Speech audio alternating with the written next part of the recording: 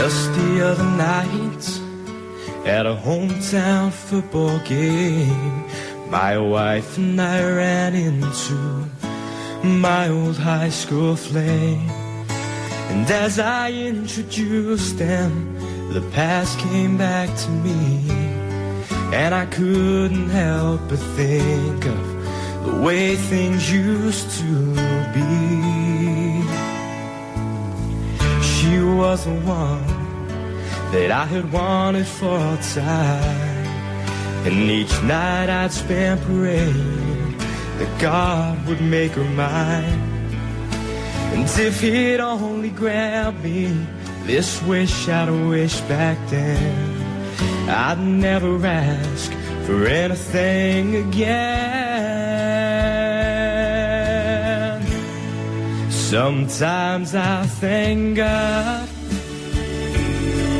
for unanswered prayers.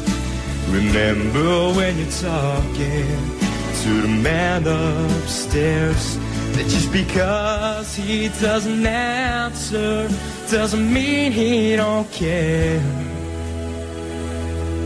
Some of God's greatest gifts are unanswered prayers.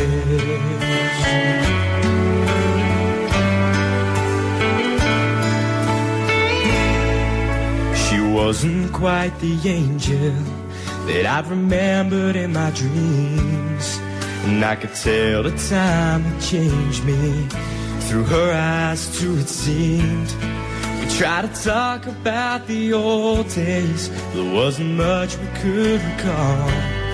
I guess the Lord knows what he's doing after all.